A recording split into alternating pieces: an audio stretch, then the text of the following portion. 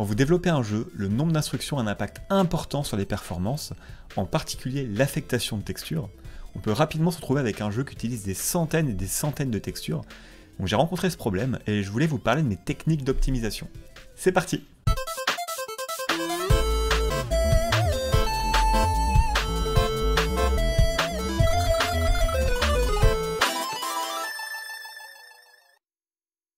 Quand vous développez votre jeu, vous avez besoin d'afficher des géométries sur l'écran, de les texturer, de les éclairer.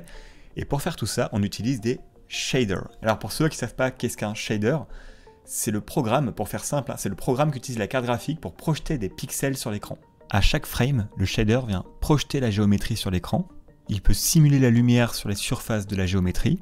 Et il peut coloriser la géométrie via des textures. Généralement, on utilise plusieurs effets cumulés, voire même on utilise plusieurs textures pour créer des matériaux complexes. La plupart du temps, on n'a pas besoin de coder ses propres shaders, on utilise directement les shaders disponibles de sa lib ou de son moteur préféré. Vous codez votre jeu, vous ajoutez toujours plus de textures, toujours plus de géométrie, toujours plus de shaders et d'effets, et au bout d'un moment, ça commence à ramer. Et ça peut ramer très très vite si vous faites n'importe quoi. Et je vais essayer de vous expliquer comment fonctionne la boucle de rendu et pourquoi ça peut ramer très rapidement. On a le code du jeu qui envoie les instructions une par une à la carte graphique, et la première étape c'est d'envoyer le tableau de points de la géométrie que vous voulez afficher. Le shader va venir lire ces points et les projeter sur l'écran. Ensuite vous envoyez d'autres instructions pour indiquer au shader comment remplir les surfaces créées par ces points. Enfin vous envoyez les instructions pour définir les paramètres d'éclairage, la texture utilisée, etc., etc. Chaque instruction consomme du temps, et l'instruction d'affectation de texture consomme pas mal de temps, et ça peut devenir problématique si toutes vos géométries utilisent plusieurs textures en parallèle. Que la texture soit grande ou petite, ça change rien. Le risque, avec une texture trop lourde, c'est de saturer la VRAM de votre carte graphique, mais c'est pas le sujet. Le problème, c'est que même avec des petites textures, voire même une seule texture, vous pouvez faire laguer un jeu. Si chaque instance de rendu utilise l'affectation de texture, vous allez consommer du temps. Si votre scène contient peu de géométrie, ça n'a pas d'impact, c'est imperceptible, mais au fur et à mesure, vous allez ajouter de plus en plus d'assets. Là où pour un asset, le jeu envoyait 10 instructions et 3 affectations, maintenant le jeu envoie 1000 instructions et 300 affectations. Et pire, certaines géométries peuvent utiliser des shaders différents, et le switch de shader consomme encore plus de temps.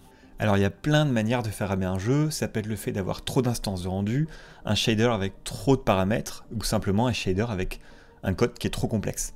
Une des optimisations les plus simples, c'est de fusionner toutes vos instances de rendu si elles sont rigides et statiques. Au lieu d'avoir 300 fois les instructions, vous les avez qu'une seule fois. Alors il y a une autre optimisation, c'est directement de peindre ou de pré-générer le rendu sur la texture. Ça permet d'avoir des shaders très simplistes avec très peu de paramètres. Par contre, ça fonctionne que si vous avez un éclairage qui n'est pas dynamique. Et enfin, si aucune de ces solutions n'est applicable, vous pouvez mettre en commun les instances de rendu par type de shader. Ça permet de minimiser les instructions. Voilà pour l'optimisation en général. Et maintenant, je vais vous parler du sujet qui m'a posé problème. Pour ceux qui ne connaissent pas ma chaîne, je développe un moteur de jeu pour visual novel et jeux narratifs. L'éditeur permet de créer des personnages, de composer leur expression faciale, leur apparence. Il permet aussi de créer des décors, des paysages, etc. Et une fois en jeu avec les personnages, le décor, certaines scènes peuvent devoir gérer des centaines de textures en même temps. Et pire encore, dans les animes, les dessins sont composés de plusieurs calques. Pour les aplats de couleurs, pour l'ancrage, l'ombrage, la lumière, chaque asset graphique doit être totalement personnalisable au niveau de chacun de ces calques.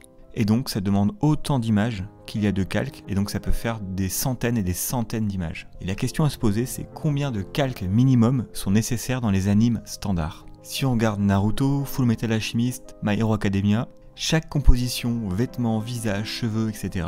a au moins 4 couleurs d'aplats, un ombrage, un ancrage. Ici, au niveau des vêtements, on a entre 2 et 3 aplats de couleurs. Ici, on peut voir que les cheveux ont entre 1 et 2 aplats de couleurs. Après, à chaque fois, on a toujours au minimum un calque d'ancrage et un calque d'ombrage. Après, oui, il y a des dessins particuliers qui sont complexes ou simplistes, mais là, je veux vraiment rester dans le standard. Donc, pour résumer, j'ai besoin de 7 calques d'informations. 4 couches pour les aplats de couleurs, une couche pour l'ombre, une couche pour l'ancrage et une couche pour l'opacité. Donc, chaque primitive graphique utilise 7 textures. Donc, il faut multiplier par 7 le nombre de textures utilisées.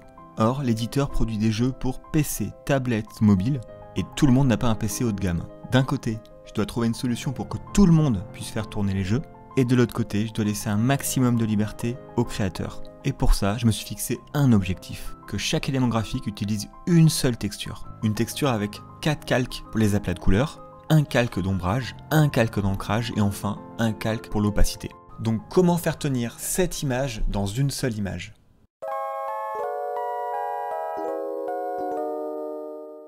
Une image, c'est une matrice de pixels. Pour être plus précis, une image, c'est 4 espaces à 2 dimensions. On a un espace pour l'opacité, un espace pour l'intensité du bleu, du vert et du rouge. L'objectif, c'est de détourner le fonctionnement natif des images pour stocker 7 couches d'informations. Pour chaque pixel, j'ai besoin de connaître le niveau de transparence, le niveau d'ancrage, les 4 niveaux d'aplat de couleurs et enfin le niveau d'ombrage. Pourquoi je parle en niveau? Quand vous dessinez des surfaces de pixels, ça n'est pas des valeurs tout ou rien. Un pixel peut être un mélange de plusieurs états. Donc je parle en niveau ou en pourcentage. Bref, pour un pixel, je dois connaître 7 valeurs alors que je peux en stocker 4. Pour trouver une solution, j'ai fait plusieurs expériences de pensée. Pour la première expérience, on peut voir les variables comme des segments allant de 0 à 255. On peut les découper avec des seuils. Et à partir de là, on peut faire correspondre un pixel à un état. État ombrage, état ancrage, état couleur 1, couleur 2, etc. Cette méthode a un inconvénient, c'est du tout ou rien. Un pixel ne peut pas superposer plus de 4 états en même temps. J'ai pensé à une autre approche, alors je l'ai appelée la réduction dimensionnelle réversible, je ne savais pas comment l'appeler. On peut voir la valeur d'un segment comme le résultat d'une fonction de transformation, mais une transformation réversible. Donc pour chaque combinaison d'entrées, la fonction renvoie un résultat unique. Si on raisonne en binaire, c'est encore plus facile à visualiser. Chaque valeur RGBA est codée sur 8 bits, donc 256 variations possibles. Si on découpe en 2 variables, on a 2 variables de 4 bits, donc ça fait 16 variations possibles. Si on découpe en 3 variables, on obtient 8, 8 et 4 variations possibles par variable. L'avantage, c'est qu'on peut superposer autant d'états qu'on veut sur un pixel. Par contre, l'amplitude de variation est beaucoup plus faible. Si vous faites un dégradé de couleur ou d'ombre ou de lumière, vous risquez de voir les échelons du dégradé. Après, si les dégradés sont très rapides, c'est imperceptible. J'hésite vachement à passer par cette technique. Au final, c'est vraiment super propre et il y a peu de contraintes. Encore une autre approche que j'ai hésité à vous présenter dans la vidéo. Pour une dimension dans l'espace RGBA, on peut utiliser des fonctions périodiques pour découper l'espace. À chaque cycle d'une fonction correspond l'octet d'une image. Donc ça revient à entrelacer plusieurs images dans une image. Alors l'inconvénient, c'est que plus on entrelace de calques, plus la résolution se dégrade, et vu autrement, ça revient à fusionner des textures dans une seule grosse texture. Ça optimise la vitesse, par contre ça consomme beaucoup de VRAM, donc je suis pas sûr que ce soit une bonne solution. Une fois de plus, je reformule le problème. Dans un pixel, comment stocker 7 variables dans 4 variables? Les solutions précédentes engendrent de la perte de résolution, de la perte de précision, de l'impossibilité de superposition. Et je pense que les 2 contraintes les plus importantes, c'est de maintenir la résolution et surtout de conserver la superposition d'états. Un pixel peut être à la fois un ancrage, une couleur, un niveau d'ombre et un niveau de transparence. 7 variables, 4 slots, ça me paraît impossible. Alors peut-être que certains états, dans certains cas particuliers, n'ont pas besoin d'être superposés. Je pourrais commencer par chercher parmi les 7 variables lesquelles ne peuvent pas faire de compromis sur la superposition. La première information commune à tous les pixels, c'est le niveau d'opacité. Quelle que soit la surface, l'ancrage, la couleur, l'ombre, on a besoin de connaître le niveau de transparence. Donc cette information ne peut pas être écrasée par une autre information. Une autre information commune à tous les pixels, c'est le niveau d'ancrage. L'ancrage peut recouvrir n'importe quel type de pixel et peut avoir n'importe quel niveau de transparence. Il est impossible de faire du tout ou rien au niveau de l'ancrage. Il lui faut un maximum d'amplitude de variation. Donc, il ne reste plus que 2 slots disponibles et 5 informations. Mais si on y réfléchit bien, il n'y a pas vraiment 5 informations, puisque l'ombre peut être vue comme la complémentarité de l'intensité d'une couleur. Si j'ai une couleur d'aplat avec une intensité maximum, alors son ombrage est au minimum. L'intensité des couleurs d'aplat indique l'intensité d'ombrage. Donc un problème de régler, on a 4 informations pour 2 slots. Et à partir de là, ça devient beaucoup plus facile à régler. Soit j'utilise le découpage binaire qu'on a vu précédemment, soit je découpe le segment R et G en 2 sous-segments. Un segment par intensité de couleur d'aplat. Ça permet d'avoir une amplitude de variation de 128. Le seul inconvénient, c'est que 2 couleurs d'un même segment ne peuvent pas être superposées. Je pourrais même pousser plus loin en ajoutant une superposition de sous-segments, mais on est sur une seule dimension, donc impossible de mixer à la fois la variation de couleur et la variation d'ombre. Au final, je reste sur la première solution parce que c'est pas une grosse contrainte au niveau de la créativité. Si on regarde la plupart des animes, c'est extrêmement rare d'avoir 4 couleurs d'aplat qui se mélangent. Et en cas de jonction de 4 couleurs, généralement, il y a un ancrage qui vient séparer les couleurs. Donc c'est la solution que j'ai adoptée.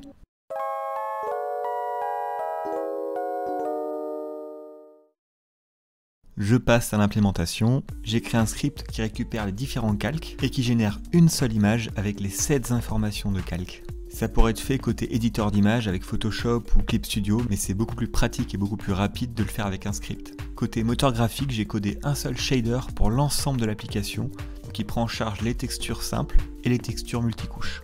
Pour le multicouche, je récupère la couleur RGBA de la texture et je transpose la valeur pour avoir le niveau d'intensité entre 0 et 1. Et j'effectue le mélange. Et voilà le résultat, ça fonctionne assez bien. Chaque partie des personnages utilise une seule texture, et il est possible de personnaliser les aplats de couleurs, l'ombrage, l'ancrage. Vous pouvez personnaliser les formes et les couleurs, et l'application reste fluide et utilise beaucoup moins de textures que ce qu'elle devrait. On peut superposer un décor, un personnage, 2, 3, 4, 5 personnages, il n'y aura aucun problème. Un autre avantage, c'est que pour la prochaine évolution de l'application, la technique peut s'appliquer aux personnages 3D. Donc on pourra modifier les morphologies 3D des personnages et leurs couleurs.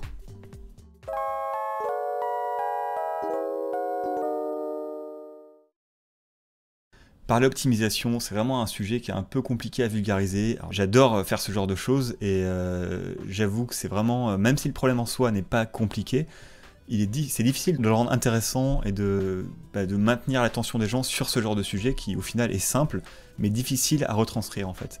Je vais continuer sur les sujets libres, je vais faire en fonction de ce que j'ai envie de faire tout simplement, que ce soit des tutos, parler code ou autre. Je vais essayer de garder un maximum de liberté, je vais pas me contraindre sur un truc précis tout simplement. Donc voilà, donc c'était Codeur de nuit, n'hésitez pas à poser des questions en commentaire, tout ça, vous abonner, aller sur mon Discord et tout. Voilà, donc je vous dis à la prochaine, salut!